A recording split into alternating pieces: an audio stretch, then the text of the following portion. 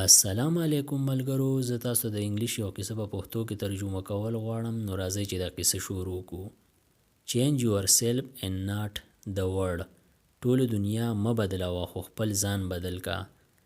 Long ago, ډیر پوخا, people lived happily under the rule of a king. خلکو د بادشاه په حکومت کې خوشاله ژوند تیراو. The people of the kingdom were very happy. د سلطنت خلک ډیر خوشاله و. as they led a very prosperous life. دی یو ډیر خوشحال ژوند تیراو. with an abundance of wealth and no misfortunes. سره د ډیره دولته او بغیر څه د زواله. once the king decided. یو ځل بادشاه فیصله وکړه to go visiting places of historical importance. چې لاړ شو او چکر ووهو د تاریخي اهمیت ځایونو ته. and pilgrim centers at distant places. او زیارتي مراکزو ته چې لرې په ځایونو کې واقع وو. he decided to travel by foot to interact with his people. هغه فیصله وکړه چې پیاده چکر ووهو چې د خپلو خلکو سره خبرې اترې وکړو. people of distant places were very happy to have a conversation with their king. د لرې ځایونو خلک ډیر خوشاله وو چې د خپل بادشاه سره خبرې اترې وکړي. they were proud that their king had a kind heart. دی فخر کاو, ویاړې کاو چې د دې د بادشاه ډیر ښه زړه دی, یعنی ډیر ښه سړی دی. after several weeks of travel. د سفر نه یو څو هفتې پس. the king returned to the palace. بادشاه محل ته راواپس شو. he was quite happy. هغه ډیر خوشاله و. that he had visited many pilgrim centers. چې هغه ډیرو زیارت والا مراکزو ته چکر وواو. and witnessed his people leading a prosperous life. او ولیدل چې دغه خلک خوشاله ژوند تیروي. however he had one regret. خو بیا هم هغه ته یو پیمانتیا وه. he had intolerable pain in his feet. دا هغه په خپو کې نه برداشت کولو والا درد و. as it was his first trip by foot. دا د هغه پیاده وړاندې چکر و. covering a long distance. یو ډیره فاصله یې کور کړې وه. he complained to his ministers.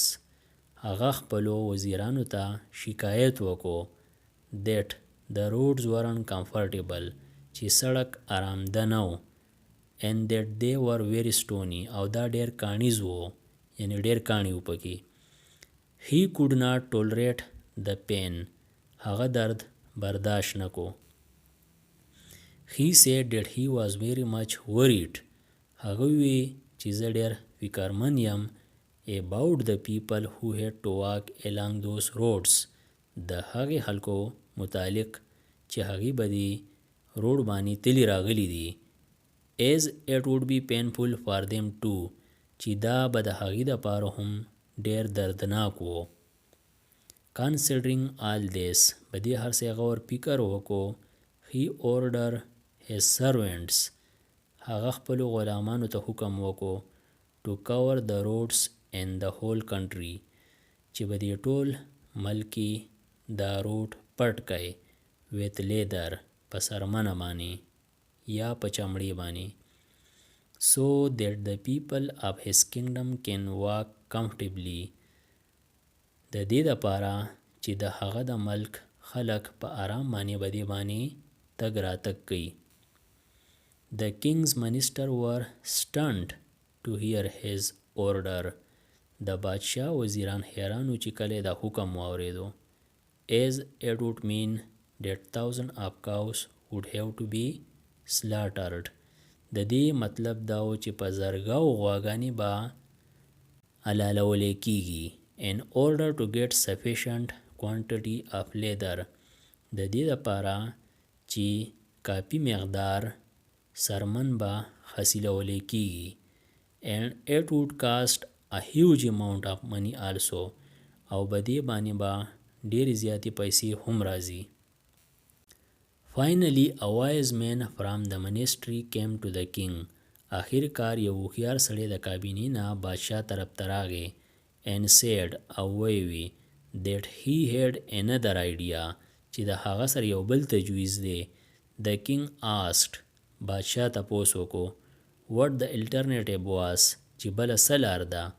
The minister said وزیر وی instead of covering the roads with leather چې کله مونږ روډ په سرمن پټو د دې په ځای باندې why don't you just have a piece of leather cut in appropriate shape to cover your feet. ته د سرمن یو ټوکړه په یو مناسب شکل کې ولې نه کټ کوې چې خپلې پښې پې پټې کړې. The king was very much surprised by his suggestion.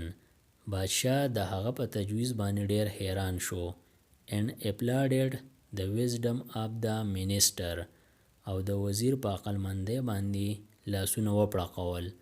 He ordered a pair of leather shoes for himself. هغه د ځان دپاره یو جوړه د سرمنې پیزار اډر کړل and requested all his countrymen also to wear shoes. او خپل د ملک سړو ته هم حکم وکړو چې تاسو هم پیزار په خپو کئ. Moral اخلاقی سبق Instead of trying to change the world we should try to change ourselves. د ټولې دنیا د بدلون د کوشش په ځای موږ له دا کوشش کول پکار دی چې خپل ځان بدل کو.